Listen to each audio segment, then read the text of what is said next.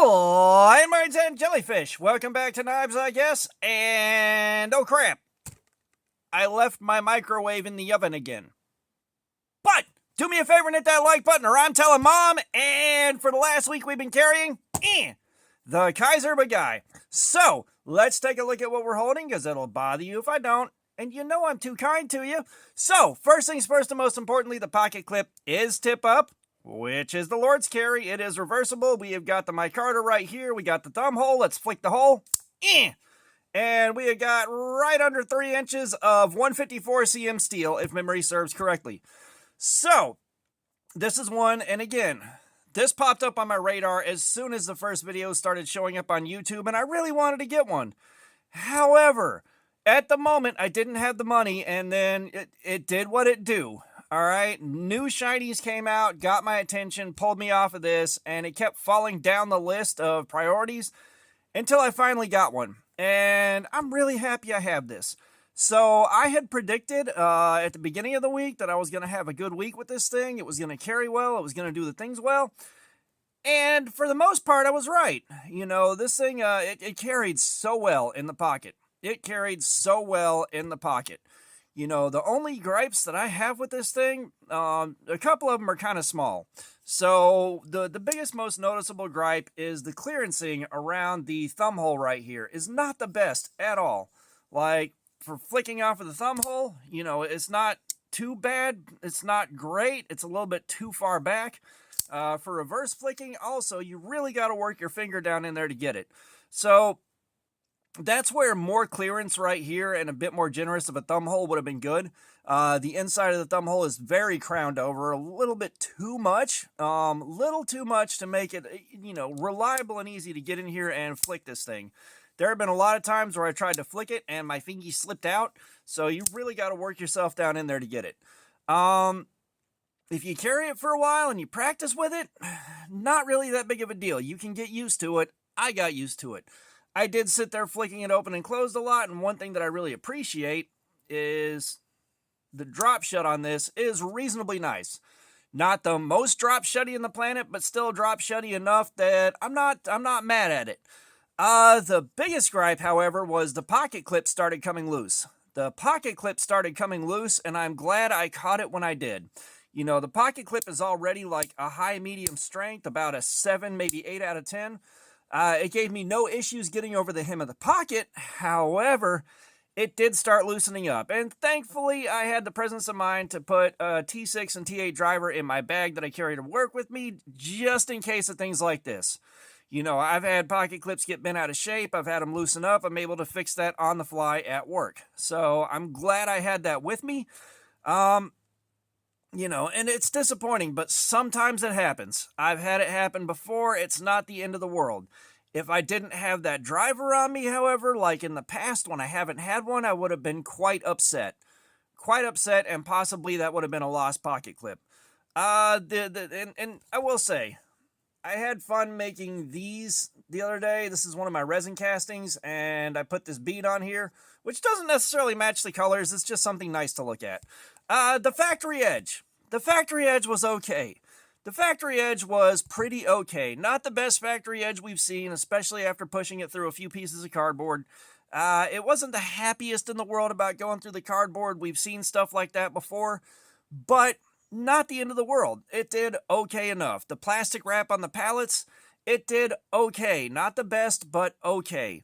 You know, I used that plastic wrap on the pallets as a litmus for how sharp this thing is and how fine the edge is. A good edge will go through the middle with no major issues. It'll hang up and tear on the bottom a little bit if there are any edge problems. A great edge will blast through it like you're cutting water, and this did okay. It did okay. It hung up a little bit on that bottom layer, but nothing too crazy. Now let's take a look at where the edge is sitting right now. Let's flick the hole again.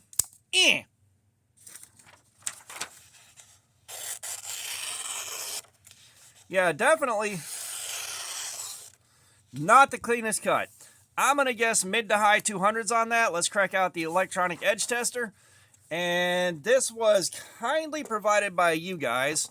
Let's get a test clip out.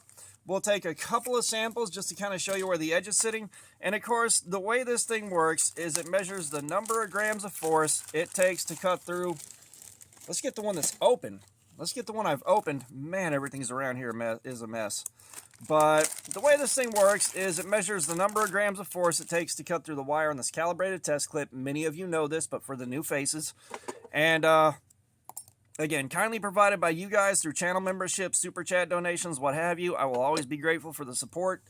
But it measures the number of grams of force. And of course, it's not the most scientifically accurate thing on the planet, but it gives us a way to quantify something that's hard to quantify on camera for you guys. So, sample the first. 203.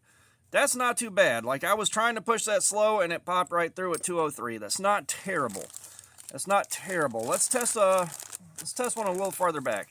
Like, I like seeing my factory edges 150 to 175. That seems to be the median average for good factory edges. 230. So yeah, like, I was a little bit high on my estimate, but that's okay. I'm happy to see a lower number. That's not the worst in the world. However, whenever we do go into cardboard slayer on edges in these numbers, they tend to wear out really fast, and then we have to stop and sharpen it early and then go from there.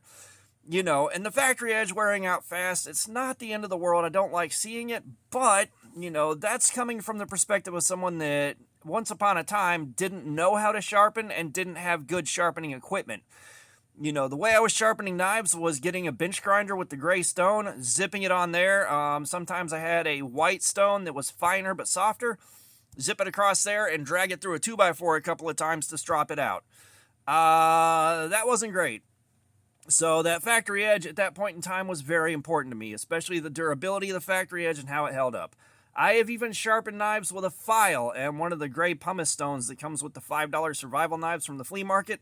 So now that I have good sharpening equipment and I've learned at least how to freehand sharpen well enough to get an edge, and get an edge quite sharp, you know, the factory edge isn't a big deal. But for some of us that are just carrying stuff to have something to carry, it can be a big deal. You know, so this thing was definitely kind to me. It carried as well as I expected it to. For the most part, it's the kind of thing I like to have on me if I'm not going to be carrying something comically oversized or something that's a little bit more specialized. Because we've got the drop point, we got the modified Tonto grind on this thing, which that's part of what got my attention, is it just looks weird, and I like things that look weird.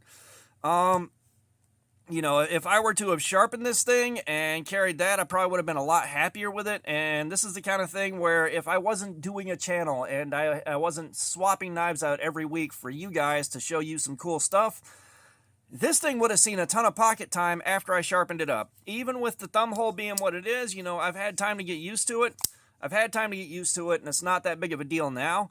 It would have been nice if it's centrifugal open, but at least as far as I can tell, yeah, there's no centrifugal open. There's just the beads smacking against the knife. It just is not centrifugal open. And you guys that have been here for a minute know I love my centrifugal openers. So, you know, at the end of the day, it's good.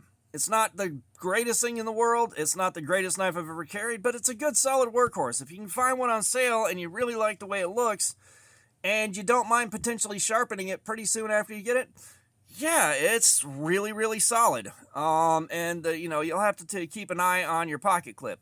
So, you know, I wouldn't, like, jump on highly, highly, highly recommending go get one now, but if you find one on sale at a good price, I wouldn't be mad at jumping on it myself. If I could find this for about $45, yeah, sure, all day, every day. You know, if it was like $65, $70, nah, pass. So, you know, that was kind of my experience with it this week. And again, I predict when we hit cardboard slayer with this thing, we're going to have to stop and sharpen it kind of early. That 154 cm, it probably will hold on to its edge for a long time. We haven't done 154 cm in forever. I'd love to do that tonight, but we got to finish off the S90V on the Benchmade Mini Bedlam, which, of course, you guys, most of y'all will see this after it happens, and y'all will have an update on the Mini Bedlam. But yeah, I genuinely do like this thing despite the minor complaints that I have. It's solid. So I can't think of a lot else to add about my experience this week with it, but you definitely know I had to share it with you. So all that being said, Thanks for looking at my crap. Subscribers, you guys are awesome. Y'all keep coming in. I appreciate you so much. If you haven't subscribed, please do. We got our regular videos. We got live streams. There's plenty of activities. Comments, I love some feedback. Let me know what you think about this thing. And, of course, we are going to plug some products from friends of the channel. They're not affiliate links. I don't make any money off of it. Just supporting some friends. So, here you go. And as always, we are going to link up to Cutting Lacey DC's Diamond Emulsion if you want to step your stropping game up, make it easier to sharpen your blades, and keep them sharp. Wonderful product. I use it myself on every single knife I sharpen now. And we are going to link up to Mad Yocco's Wax. If you want to protect your blades that are prone to corrosion, if you want to darken up the color of your micarta, or take care of a million other things, he is going to be on Blade Bench with his wax. Alright, just supporting some friends of the channel and some small businesses. Alright, y'all have a nice day.